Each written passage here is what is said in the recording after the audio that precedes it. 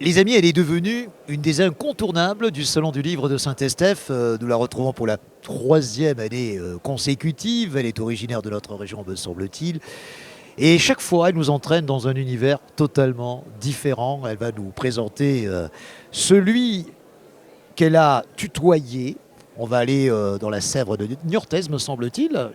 Il s'agit des Fantômes de Marianne et bien sûr, on va te saluer. Je crois que le tutoiement me semble plus adapté. Corinne, comment vas-tu, Corinne Javelot? Je vais très très bien. Et puis revenir à Saint-Estèphe à lire dans le vignoble, c'est toujours un grand moment, un grand plaisir, une joie de retrouver le public et puis tous les amis ici. Enfin, c'est un salon vraiment particulier, très chaleureux et c'est un plaisir, je dirais, décuplé à chaque fois de voir que toutes ces équipes de bénévoles depuis si longtemps œuvrent donc pour réaliser une si belle manifestation. Tu es originaire de la région, énergies. je l'ai précisé, mais il me semble bien, mais je n'en suis pas sûr. Alors la nouvelle région, j'allais dire la Nouvelle-Aquitaine, la nouvelle région, bon c'est aussi la Nouvelle-Aquitaine, la nouvelle région. Alors de la région, oui, au C'est la sens Corrèze, large. Alors non, c'est la Haute-Vienne, la Haute-Vienne, Charente et Dordogne. Donc c'est pas très loin d'ici, mais toute la Nouvelle-Aquitaine a quand même, on va dire, un noyau d'histoire commune. Bien sûr, bien sûr. On va retrouver certaines traditions, des modes de vie, des parlers, enfin bon, toutes ces choses qui nous tiennent à cœur et que nous avons aussi envie de défendre, puisque ce sont quand même nos traditions et toutes ces traditions, il faut transmettre quelque chose. Alors, C'est on important. va, pour ce roman, Les Fantômes de Marianne, je le disais, sur les bords de la Sèvre niortaise, le pays des lentisques vertes. Ce pays fait d'eau et de terre, où il y a des barques.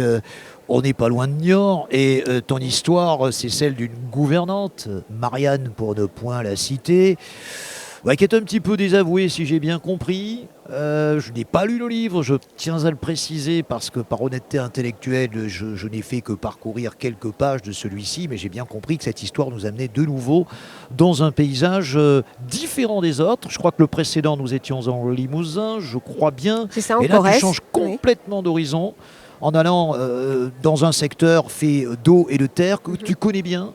Alors c'était très intéressant. Alors après, je connais bien, souvent un roman est lié à l'imagination, donc bien connaître c'est une chose, mais souvent c'est pas forcément nécessaire de si bien connaître que ça, puisqu'au fil des, on va dire des circonvolutions, de l'histoire, ça nous entraîne aussi à rechercher des choses, à se plonger dans les archives, dans les monographies, dans tout plein de romans finalement qui vont conforter ce qu'on est en train d'expliquer, parce que encore une fois, une histoire c'est toujours une question d'inconscient, et cette histoire elle va germer en soi un certain temps, et après il faut l'alimenter. Alors l'alimenter bien sûr avec des choses réelles pour que le lecteur s'y retrouve et pour mieux comprendre aussi notre histoire, puisque ça se déroule en 1850, on est sous Napoléon III, donc à une époque vraiment où on a œuvré pour l'aménagement des territoires, œuvré pour l'assainissement aussi des territoires.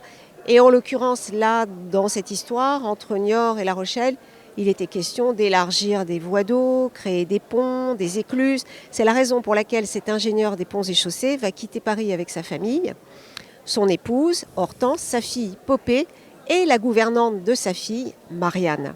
Okay. Alors j'insiste sur Marianne, parce que bien sûr ce sont les fantômes de Marianne. Bien sûr. Alors pourquoi ces fantômes ? Eh bien Popée, qui est quand même une jeune fille de bonne famille, va très vite s'ennuyer à Niort.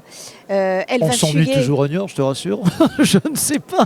Et je fais un petit tacle au Niortais. Ça, je ne sais pas, puisque bon, je n'ai pas vécu la ville des mutuelles, tu sais, aujourd'hui. Oui, mais elle est très belle. Hein. Je trouve qu'elle est charmante quand on aime les voies.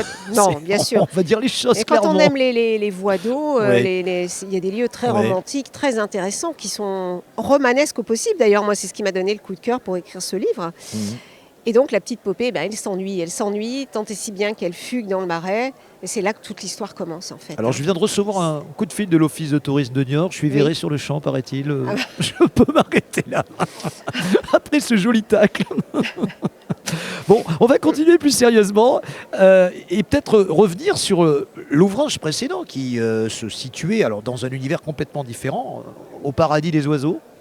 Tu as une âme d'ornithologue, Corinne, pour avoir écrit cela. Je suis très près de la nature, je m'intéresse vraiment et je me passionne de plus en plus pour pour tous ces pionniers, pour tous ceux qui ont œuvré justement pour essayer de faire préserver des espèces. Et là, c'est le cas, puisque c'est vraiment un personnage d'avant-garde. C'est même un pionnier avant les pionniers, Clarence Desprez. Parce que lui, il veut faire protéger le Milan royal à une époque où il était détruit tout simplement par les chasseurs, parce qu'il était considéré comme nuisible. Et personne n'y prêtait attention. Attention, parce que tu es dans une région de chasseurs ici au Médoc. Et tu sais que nous sommes dans le fief des chasseurs. Et oui, mais en même temps, ce n'est qu'un personnage. Oui. Et un personnage qui déjà s'intéressait effectivement aux rapaces, parce que tout jeune garçon qu'il était, il les avait vus planer au-dessus des Tours de Merle, qui est un site médiéval en Corrèze, magnifique. Et il s'était juré que si un jour il y revenait au pays, ornithologue, il ferait tout son possible pour essayer donc de faire préserver l'espèce. Est-ce que c'est ce roman qui se déroule à Bordeaux? Il y en a un qui se déroulait à Bordeaux. C'est pas celui-là. Là, c'est L'ombre de Rosemée. Oui. Ça se situait où, celui-là? Et à quelle époque? Juste la petite parenthèse, celui qui se déroule à Bordeaux, c'est Les Petits Papiers de Marie-Lou. Exactement. Qui a reçu le prix Saint-Estèphe 2022. C'est vrai. J'en avais quelques exemplaires à la librairie, mais aujourd'hui, ils sont tous... ce qui est bon signe. Ils ont fondu comme neige au soleil, ce qui est très bon signe. Et là, celui-ci, donc L'ombre de Rosemée, se déroule tout à fait dans ma région. Là. Alors vraiment, le village, c'est même en fait un peu quand même mon village qui m'a inspiré cette histoire. C'est où, c'est un village qui est aux confins de la Charente, de la Dordogne et de la Haute-Vienne. Un village que l'on imagine avec des maîtres de forge à l'époque, un endroit assez reculé, assez isolé. Et Léonard a la charge de sa petite sœur Rosemée, comme ça se faisait tout à fait à cette époque-là, en 1850. Les parents partaient travailler au champ, c'est comme ça que ça se passait. Et l'aîné gardait le plus jeune, et en l'occurrence, Léonard, il a 7-8 ans, quand malheureusement, il a la charge de sa sœur Rosemée, qui va mystérieusement disparaître. Et c'est là que toute l'histoire commence. Ton éditeur, il m'aime depuis le début, Kalman Levy, ou il y a eu... un éditeur moins connu au tout démarrage. Et d'abord, quel a été ton démarrage? Parce que chaque fois, on te voit présenter un roman différent, mais bon, il a bien fallu commencer. Oui. Je ne sais pas à quel moment ça s'est fait. Peut-être faisais-tu un autre métier, et sans doute n'imaginais-tu pas que tu en vivrais. Parce qu'aujourd'hui, il y a beaucoup d'auteurs qui sont ici, mais peu peuvent dire « j'en vis ». Toi, tu peux le dire.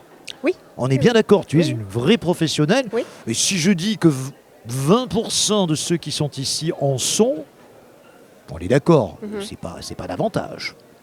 Comment as-tu démarré ta vie professionnelle? Le parcours est long et difficile. Au tout départ, qu'est-ce que tu faisais? Alors au départ, je crois que nous en avions déjà un petit peu parlé ensemble, Christophe. Je travaillais dans le tourisme. Oui. Donc 15 années dans le secteur du tourisme. Alors bon, j'ai monté des carnets de voyage, j'ai monté des produits touristiques, j'ai accompagné des circuits. J'ai été même aussi commerciale, enfin un peu, on va dire, en freelance comme ça, ce qui m'a permis aussi de découvrir grand nombre de destinations, de pays, de m'enrichir aussi au contact des autres. Cette ouverture d'esprit, je pense, était nécessaire pour aller vers l'écriture, parce que parallèlement, j'ai toujours aimé écrire, mais entre aimer écrire et publier des livres, il y a quand même un fossé. Et je pense qu'aussi, à un moment donné, c'est un peu la convergence de toutes ces choses dans mon existence qui ont fait que... j'ai écrit un premier roman, en quelque sorte, voilà. Tu as donc commencé à combien de temps exactement? Alors, en fait, Les Fantômes de Marianne est mon 16e roman. Oui. Donc ça fait 16 ans que je publie des livres. Et un par an? Un par an, voilà. Et j'ai commencé dans une petite maison d'édition qui n'existe plus aujourd'hui, à compte d'éditeur, c'est-à-dire qu'il y avait quand même déjà une diffusion nationale. C'était un petit peu plus confidentiel, mais néanmoins, ça m'a quand même mis en quelque sorte le pied à l'étrier. Oui. Je pense que c'est là aussi que j'ai attrapé le virus de l'écriture, puisque j'ai participé déjà à mes premiers salons. Et j'ai eu la chance que ce roman soit couronné aussi d'un prix littéraire en 2009, le prix des belles lettres et beaux-arts. Tu es dans les jurys désormais. Non seulement, évidemment, tes romans sont primés, tu viens de le dire, pour notamment celui de 2022, pour le prix de Saint-Estèphe de 2022, mais c'est toi qui portes un jugement sur ceux des autres. Alors je suis effectivement jurée pour un prix littéraire, qui est le prix des romancières, qui est un prix qui est fondé depuis 1999, donc déjà qui a quelques années à son actif. Alors, le prix des romancières, c'est un prix qui est simplement composé de romancières féminines. C'est ça, c'est pas que nous récompensons un livre publié par une romancière, mais c'est un jury de romancières. Quelles sont les passions de Corinne? On a envie de savoir un petit peu, les téléspectateurs d'Aki Télé ont envie de mieux te connaître. Tu ne fais pas que travailler, il y a bien des choses que tu fais en dehors du travail. Honnêtement, je travaille énormément. Je passe beaucoup de temps à Il n'y a pas de l'écriture. temps au Ah si, sport, bien au sûr. voyage Ah si, au sport, bien sûr. Ah, mais le sport, quotidiennement, je pratique un sport. Qu'est-ce que tu fais? Alors, je peux faire de la marche active, du footing, de la natation, Oui. de la gym. Ah oui, j'ai besoin effectivement d'avoir Tu une es très activité sportive, attentive hein. à ta qualité de vie, C'est ça. à ce que tu manges, C'est ça. j'imagine. Tu fais attention à tout cela. Ah bah, tout ça, c'est important, mais c'est important aussi pour mon travail d'écriture. Je Parce l'imagine qu'on bien. nourrit son mental grâce à son physique. On écrit avec sûr. le corps avant tout, hein.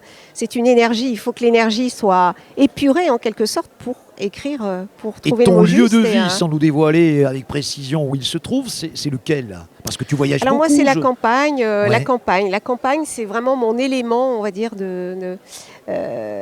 c'est le lieu où je me ressource pour travailler. C'est le lieu qui m'inspire. C'est la marche, Mais tu es d'ailleurs. très Dès l'instant souvent où j'ai une en difficulté, représentation sur des salons un petit peu oui. partout en France, dans des endroits qui ne sont pas toujours aussi sympas que la campagne où tu vis. Comment tu t'adaptes à cette vie dans les hôtels où il faut découcher évidemment, ne pas être dans cet environnement? Est-ce que c'est si facile finalement? Ah ben ça, je m'adapte très bien parce que j'ai quand même un passé dans une autre vie, dans une vie Oui, antérieure, eh n'est-ce oui, pas? J'étais eh dans oui. le tourisme. Donc des hôtels, j'en ai quand même connu Oui, j'imagine quelques-uns. bien. Et Mais est-ce que ce c'est vrai que tu j'aime supportais justement avant, m'adapter parce que tu le tout supportes ça, aussi? c'est aussi ma source d'inspiration. Ouais. Je la puise dans toutes ces choses du Ouais. quotidien et justement dans le voyage. Parfois, une simple image, je pense que le fait d'avoir beaucoup voyagé aussi fait que d'une simple image, une histoire peut naître. D'accord. Par exemple, mon dernier roman est né d'une promenade dans le Marais Poitevin sur une plate, hein, quand même, Ah hein, oui. ces embarcations à fond plat. C'est parti comme ça. C'est parti sur le lieu que j'ai trouvé extrêmement romanesque. Et là, une idée, des personnages ont germé dans mon esprit. Et après, j'ai eu bien sûr besoin de les alimenter avec de la recherche, des archives, de l'histoire. Mais c'était... Quand tu fais le bilan de ta vie, même si elle est loin d'être terminée, est-ce que tu aurais aimé avoir la même? Si c'était à refaire, tu te dirais j'aurais aimé la même vie, ou y a-t-il une chose que tu n'as pas faite et que tu aurais aimé faire? C'est-à-dire que, évidemment, c'est toujours facile maintenant de regarder en arrière avec mon âge, avec mon expérience, avec tout ce que j'ai pu réaliser. Bon, bien sûr qu'avec l'expérience que j'ai maintenant, je me dis j'aurais pu faire les choses différemment, etc. Mais si j'avais 20 ans, je pense que je recommencerais peut-être les mêmes erreurs, j'irais certainement dans les mêmes directions. Je pense que ça ne changerait pas beaucoup, en fait. Merci beaucoup Corinne Javelot. Merci, On va Christophe. rappeler évidemment que le livre du moment pour toi, c'est Les Fantômes de Marianne, aux éditions Calman Lévy, et j'imagine qu'il va se vendre aussi bien que les autres, et au plaisir de se retrouver peut-être en 2024 au Salon du Livre de Saint-Estèphe. Tu ne fais pas partie du jury? Est-ce qu'il Non. va concourir Ah oui, je pense qu'il devrait Eh bien, concourir. je Oui, te oui, souhaite tout pense, simplement oui. qu'il soit primé comme le fut celui de 2022, c'est bien cela? Les petits papiers de Marie-Lou. Eh bien, je lui souhaite le même succès. Merci, bonne soirée à toi. Merci Christophe. Merci.